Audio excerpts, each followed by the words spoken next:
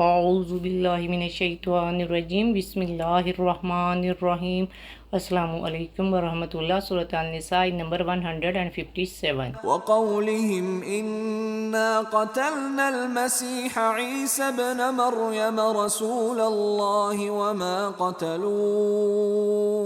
وما قتلوه وما صلبوه ولكن شبه لهم وَإِنَّ الَّذِينَ اخْتَلَفُوا فِيهِ لَفِي شَكٍّ مِّنْهُ مَا لَهُم بِهِ مِنْ عِلْمٍ إِلَّا اتِّبَاعَ الظَّنِّ وَمَا قَتَلُوهُ يَقِينًا۔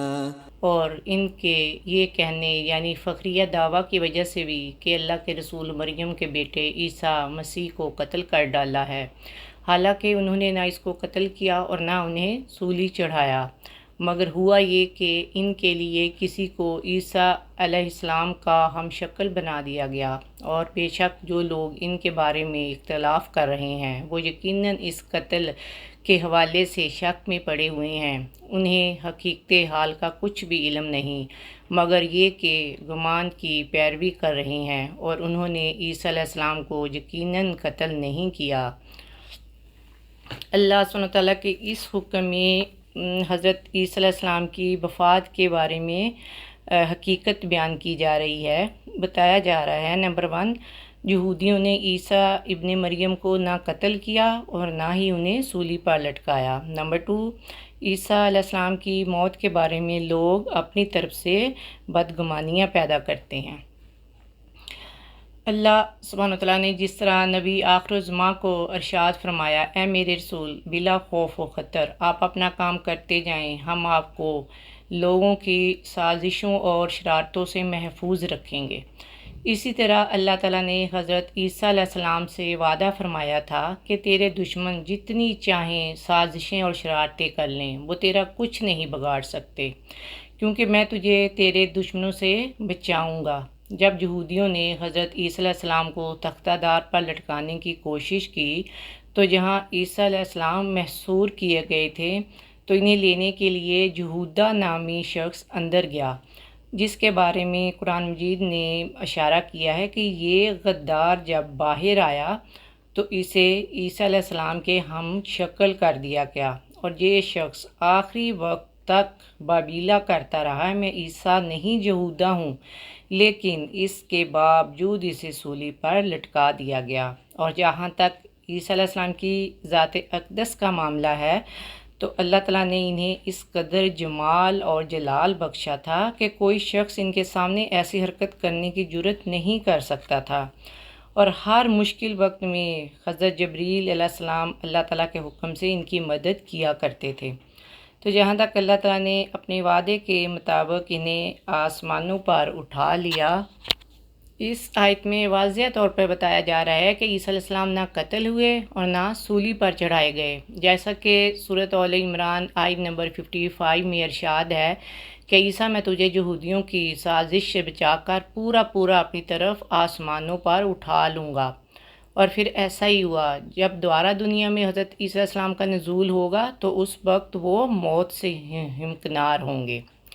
تو حضرت ابو ہریرہ رضی اللہ عنہ نبی پاک کا بیان نقل کرتے ہیں کہ آپ صلی اللہ علیہ وآلہ وسلم نے فرمایا کہ قیامت اس وقت تک قائم نہیں ہوگی جب تک حضرت عیسیٰ ابن مریم عادل حکمران کی حیثیت سے نہیں آئیں گے۔ وہ صلیب کو توڑ دیں گے، خنزیر کو قتل کر دیں گے، جزیہ ختم کر دیں گے، اور مال و دولت کی اس قدر بہتات ہوگی کہ صدقہ اور خیرات لینے والا نہیں ہوگا۔ حضرت عبداللہ بن سلام رضی اللہ تعالیٰ عنہ بیان کرتے ہیں کہ آپ صلی اللہ علیہ وآلہ وسلم نے فرمایا، دنیا اور آخرت میں عیسیٰ بن مریم کے زیادہ قریب ہوں گا، اور تمام انبیاء الاتی بھائی ہیں، ان کی مائیں مختلف ہے اور دین ایک ہی ہے۔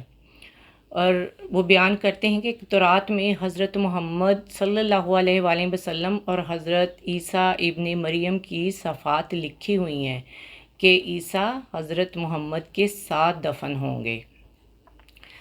حضرت عیسیٰ علیہ السلام کی وفات کے بارے میں یہود اور عیسائیوں میں بھی اختلاف پایا جاتا ہے۔ وَإِنَّ الَّذِينَ اخْتَلَفُوا فِيهِ لَفِي شَكٍّ مِّنْهُ، عیسیٰ کو قتل کرنے کے بعد وہ لوگ خود تردد میں پڑ گئے کہ جسے ہم نے سولی دی ہے وہ کون ہے۔ بعض نے کہا مسیح ہی قتل ہوئے ہیں، اور بعض نے کہا یہ مسیح نہیں کوئی اور ہے۔ خود انہیں بھی یقین نہ تھا کہ واقعی ہم نے انہی کو سولی پہ چڑھایا ہے۔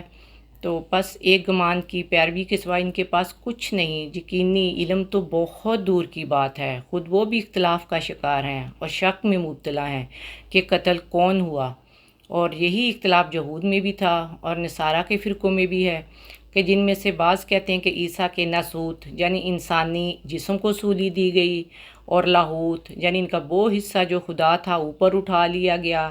بعض دونوں کی سولی کے قائل ہیں۔ تو قرآن بھی نے ان سب کو جھوٹا قرار دیا ہے کہ یہ اختلاف، تردد اور شک کا شکار ہیں۔ اللہ سبحانہ وتعالیٰ سب مسلمانوں کو انبیاء کے بارے میں اختلاف، تردد اور شک سے محفوظ رکھے، اور سب انبیاء کی تکریم اور ان پر ایمان لانے کی توفیق عطا فرمائے۔ آمین یا رب العالمین۔ السلام علیکم ورحمۃ اللہ وبرکاتہ۔